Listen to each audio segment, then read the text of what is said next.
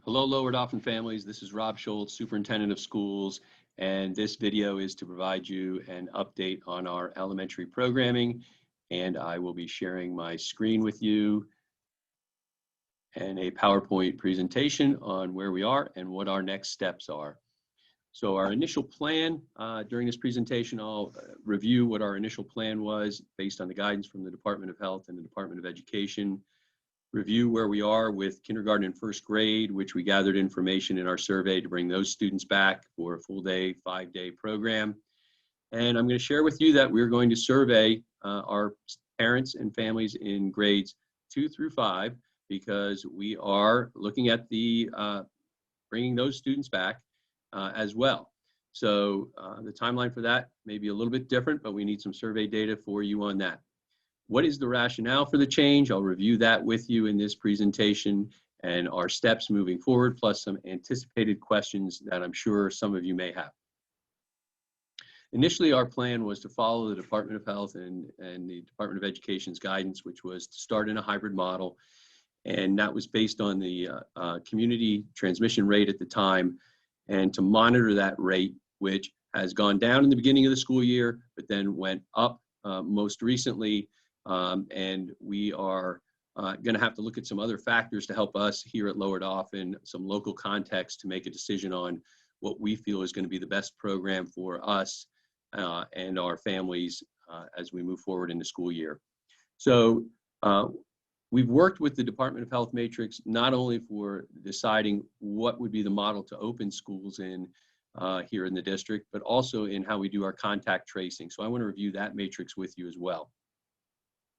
Again, this is the matrix that the Department of Education and Department of Health provided us with, and you can see in the left-hand column, we've been in the moderate range between 10 cases per 100,000 and 100 cases per 100,000, and that recommendation was a blended learning model or a full remote learning model.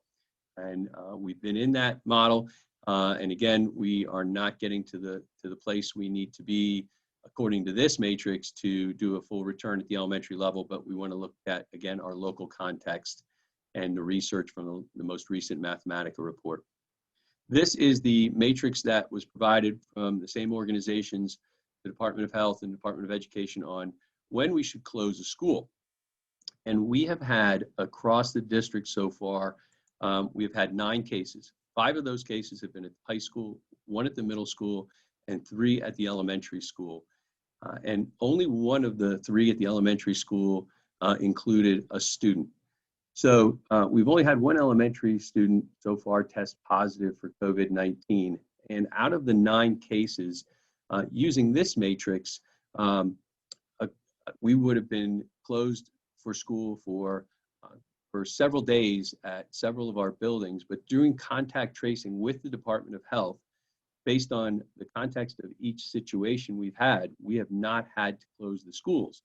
Not because we went against the Department of Health's recommendations, but we just found that this matrix didn't apply in all the same situations that we had here with our positive cases in the district. So again, we've had 9 cases, 1 at the elementary level, with which, according to the Mathematica report, the most recent Mathematica report, falls right in line with what their estimation would be for us at an elementary school. So if you look, we've varied from a low of 36 per 100,000 for community transmission during the course of the school year so far, up to 81. So that puts us in this range right here. And again, we have had 1 case, 1 elementary student case, which holds true with the Mathematica report, even though the 2 matrix that were provided is not holding true in our practical experience here in the district. This part of the Mathematica report is holding true. Additional information from the Mathematica report shows that the key findings from the study, cumulative infection rates in elementary schools are likely to be consistently lower than in secondary schools employing the same operating strategies, even if they are similar in size, because younger children are less likely to be infected. Secondary schools are expected to have more infections than elementary schools, even at the same size, because older children have a higher rates of infection than younger children. Younger children are only about half as likely to transmit the virus to others. In elementary schools, the average number of additional infections produced is substantially smaller due to a lower susceptibility of young children. So in our case, analyzing the first trimester here, we're finding that that part of the mathematical report is exactly on for us here at Lower Dauphin. Although the matrix that was provided for the instructional model is not. So what is our plan moving forward? We're going to analyze the data from parent surveys, which ended on Sunday, October 25th. We are going to organize for a K-1 full return. Our tentative date for our K-1 students to come back is Monday, November 23rd. Again, we need some time to allocate staff from their traditional responsibilities to become classroom teachers. And we appreciate the flexibility of our staff, and we'll be able to have smaller groups in K and 1. And we're going to try to do the same thing in second grade. We need to see the survey data. We'll need to spend some time analyzing this second survey that's going to go out today, October 27th. But I want to, in full disclosure, in grades 3 through 5, we cannot social distance in a full return. We would not have any additional space within the buildings across the district or staff to do that. So we're going to send out this second survey. The link will go out for students and parents and students in grades 2 through 5 for a full return, all students in person, 5 days per week. How many families, we want to know, currently in e-learning would transition to a 5-day in-person instructional program? We need to know that so we can allocate staff appropriately. How many families in the current hybrid model would select e-learning rather than coming into the school 5 days per week for in-person instruction? So we'll be sending out those surveys to all of our families who have students in 2nd through 5th grade. And again, I can't stress this enough, we will need to analyze the survey data, but we believe we may be able to social distance in 2nd grade. We know we will not be able to social distance in grades 3 through 5. You need to know that, family, so you can make decisions that work best for you and your family and extended family. That includes classrooms, buses, and cafeterias. We will do all we can to arrange class rosters and learning spaces across the district to social distance whenever possible. In the last survey, we asked kindergarten and 1st grade parents if they'd be willing to change teachers and or buildings. I want to thank the parents who provided us with the feedback and the flexibility to try and get our students back in K and 1 and to do it as safely as we could. We had 265 parents in kindergarten and 1st grade indicate they would be willing to change teachers if it meant their child would be in school 5 days per week. We had 46 parents indicate they would be willing to have their student attend another building in the district if it meant their child would be in school. We'll ask this question again in the survey going out to parents of 2nd grade students. Again, we're trying to achieve social distancing in grade 2 if we can.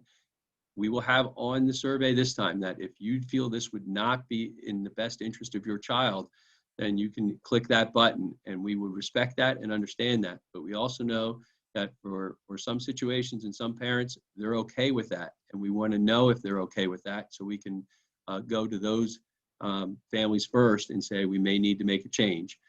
The good news is we feel very, very strongly that we will not have to have any students leave their current building in K and 1. Our principals have become very, very creative in the spaces within their buildings that they can, the larger spaces where they can create some of the classrooms and allow for social distancing in K and 1.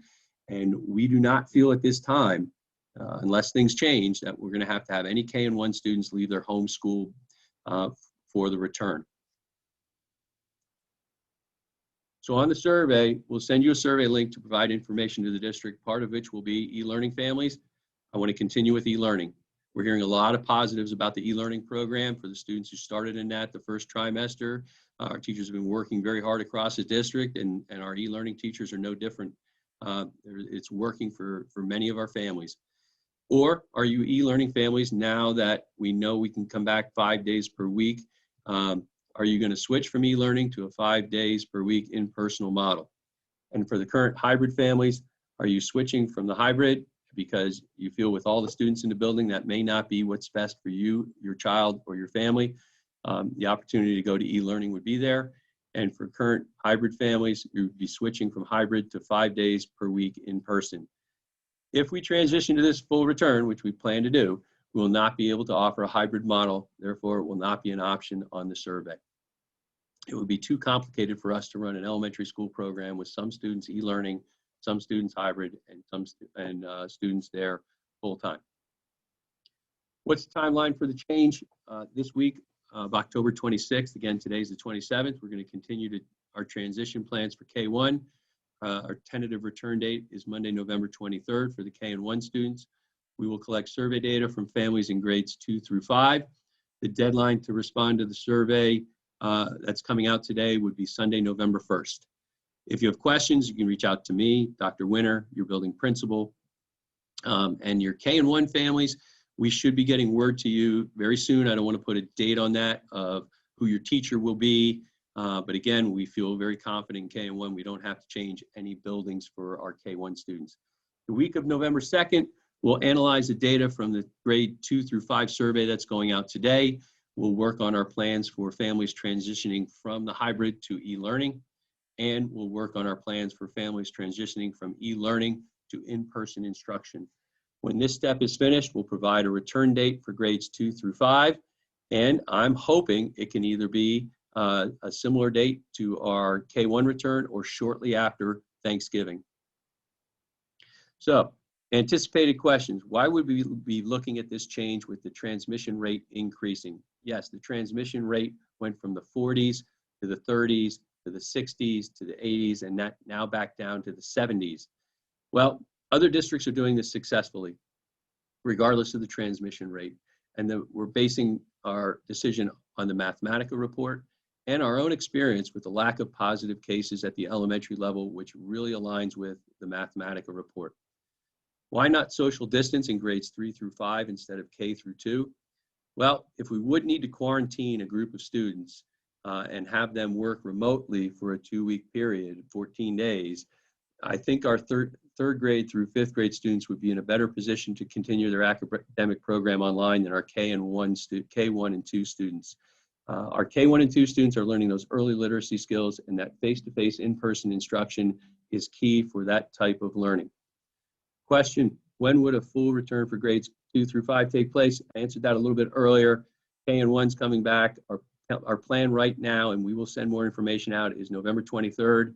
So grades 2 through 5, based on the survey results, hopefully everybody responds. Please respond. We had a great return rate for our K and 1 families.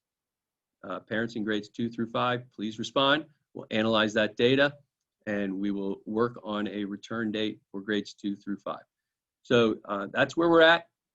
Again, I want to thank everybody for watching the video and for participating in the survey. And we are looking forward to having our students back in the buildings for the start of the second trimester or shortly after. Thank you and take care.